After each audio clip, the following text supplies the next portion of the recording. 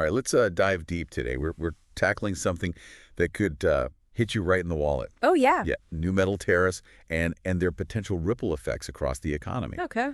You might have heard President Trump announced a 25% tariff on imported steel and aluminum. Right. And this isn't just impacting far-off countries. Even close trading partners like Canada, Mexico, and the EU are feeling the heat. Yeah. We're going to dissect how the cost of steel and aluminum could impact the price of everything, from your groceries to your car and maybe even your home. Interesting. It's certainly a bold move Right. aiming to protect American industry, but the big question is, will it work as intended, or will it end up costing American consumers more in the long run? Exactly. Yeah. Let's start with something we all can relate to. Food. You might be surprised to learn that a whopping 70% of the steel used to make those cans, lining your pantry shelves, is actually imported, Wow. mostly from the very countries now facing these tariffs. Oh, okay. Yeah. And here's where it gets tricky. Back in 2018, similar tariffs actually led to a decrease in domestic steel production. Really? Yeah, it's a bit of a head scratcher, right? You'd think those tariffs would boost American steel making. But it seems various factors, maybe capacity issues or higher input costs, actually hindered production. Oh, So we're starting from a point of reduced supply and higher prices, I see. even before these new tariffs fully kick in. So it's like a double whammy of potential price hikes. Exactly. And this isn't just hypothetical. The Can Manufacturers Institute, or CMI, has sent a clear warning. Okay. They say, without exemptions, get ready to pay more for all those canned goods.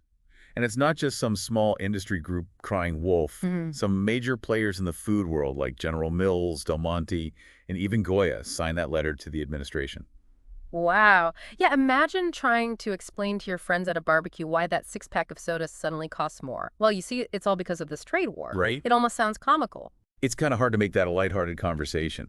But it goes beyond just a few extra cents here and there, doesn't it? Yeah. This raises some serious questions about food security. Absolutely.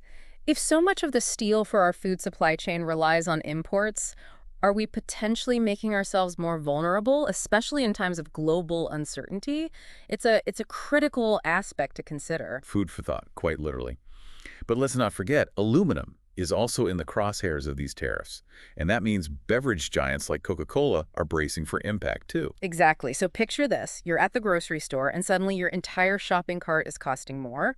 The canned soup, the soda, even the beer. It paints a rather unsettling picture, doesn't it? Definitely not the kind of grocery run anyone wants to make. Yeah. Now let's steer away from the pantry and head over to the driveway, because car prices are already a concern for many, and these tariffs could throw gasoline on that fire. Right. Back in 2018, when those previous tariffs were implemented, major automakers like Ford and GM faced an estimated $1 billion increase in costs each. Imagine adding another very expensive option package to every car they produce. Okay, $1 billion is a lot of money, Hmm. but for the average person looking to buy a car, what does that kind of cost translate to? Well, Morningstar estimated those 2018 tariffs added around $300 to the price of each vehicle. Huh. Now, will car companies just absorb those costs this time around, or will we see those price tags at the dealership creep up even higher? What are the key factors that'll determine whether these costs get passed on to consumers? Is it purely a numbers game, or are there other forces at play? It's a complex web of calculations. Affordability concerns within the auto market, competition between manufacturers, and even overall consumer confidence play a role. It's hard to say for sure, but some impact on sticker prices seems realistic. So maybe not a massive price surge, but still something potential car buyers need to be aware of. Absolutely. And Yeah. here's where things get even more interesting and potentially more worrying. The tariffs on steel and aluminum are just the tip of the iceberg. Oh. President Trump has also threatened tariffs on all goods coming from Canada and Mexico. Now, that's currently on hold, but if it were to happen, Oh boy, that sounds like it could be a game changer. What kind of impact are we talking about then? some estimates suggest a potential price jump of $3,000 per car. Whoa. That's not chump change. Yeah. We're talking about a significant shift in the affordability of vehicles. Wow. Suddenly those few $100s from the steel and aluminum tariffs seem almost insignificant. It really puts things into perspective, doesn't it? Yeah. And we haven't even touched on the potential impact on housing and construction. From skyscrapers to kitchen appliances, steel and aluminum are the backbone of so much of our infrastructure and the comforts we rely on. It sounds like these tariffs could have a ripple effect across the entire economy, Hmm. impacting our wallets in ways we might not even realize yet. Exactly. It all comes back to this question. In a globalized world, can you really isolate one industry or one country without feeling the tremors everywhere else? Yeah, it really underscores the interconnected nature of our globalized economy, doesn't it? And this is where things get a little paradoxical, especially when you consider the administration's goals. Whoa. They're aiming to make housing more affordable, yet these tariffs could very well drive up construction costs across the board. It seems like they're working at cross purposes. If those costs go up, won't that make housing even less attainable for many Americans? That's the concern. And it's not just speculation. The National Association of Home Builders has been quite vocal about their opposition to these tariffs. Okay. Their chairman, Carl Harris, put it bluntly, saying these tariffs run totally counter to the goal of affordable housing. He certainly didn't mince words. No, not at all. He went on to warn that consumers will pay for these tariffs in the form of higher home prices. And we've seen this play out before. Remember what happened to Whirlpool, the appliance maker, after the 2018 tariffs? Yeah, their costs went through the roof, right? Their costs jumped by $350 million because of those increased steel prices. Now think about all the appliances in your home that use steel and aluminum: Mm-hmm. washing machines, refrigerators, ovens, dishwashers.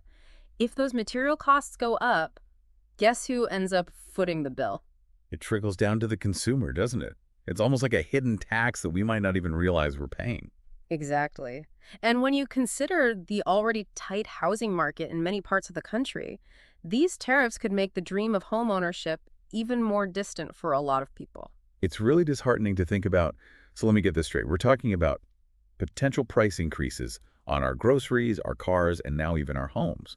It's a lot to process. It is. And it brings us back to that core question we keep circling. Who really benefits from these trade wars? Right. Is it a win for American industry, or are we ultimately hurting ourselves as consumers? You know, it's interesting because when you hear the word trade war, Mm-hmm. it sounds so grand and almost abstract. Yep. But when you break it down, it's really about the everyday choices we make, Mm-hmm. what we buy, where we live, what we can afford. It's those tangible impacts that often get lost in the larger political debates.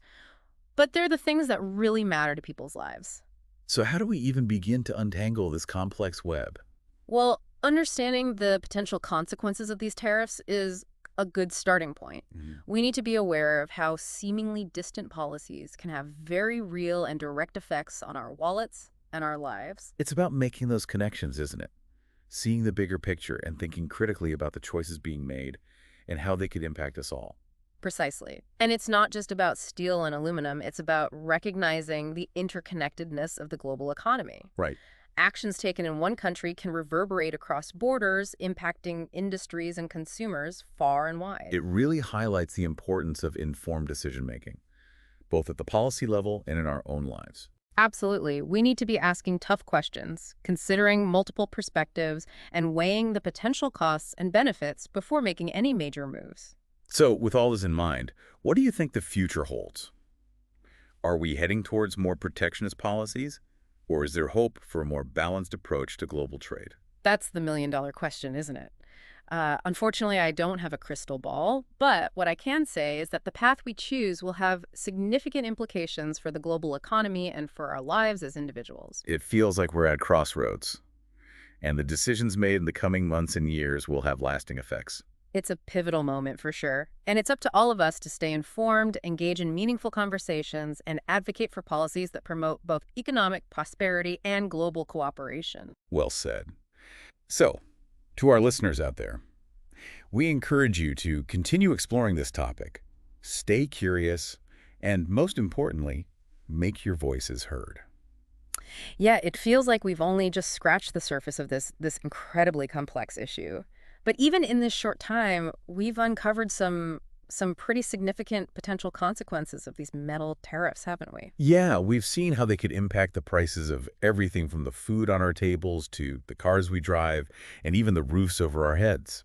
And we've grappled with some tough questions about food security, the interconnectedness of the global economy, and who ultimately bears the cost of these trade wars. It's a lot to take in, but it's vital information for anyone trying to navigate today's economic landscape. So as we wrap up our deep dive, is there one key takeaway you'd like to leave our listeners with? Oh, What's the most important thing for them to remember as they go about their day? Maybe even head to the grocery store or start thinking about that new car. I think the biggest takeaway is this. Seemingly small policy decisions like tariffs on steel and aluminum can have a ripple effect that touches nearly every aspect of our lives. We can't afford to be passive observers in these discussions. we need to be informed, engaged, and willing to ask tough questions. Exactly. Because in a globalized world, isolationism rarely leads to prosperity. It's through cooperation, understanding, and a willingness to find common ground that we can create a more stable and prosperous future for everyone. Well said. That's a powerful message to end on. So to our listeners, thank you for joining us on this deep dive. We hope you've gained some valuable insights and perhaps even a renewed sense of curiosity about the world around you. And remember, the conversation doesn't end here. Keep exploring, keep questioning, and keep diving deep. Until next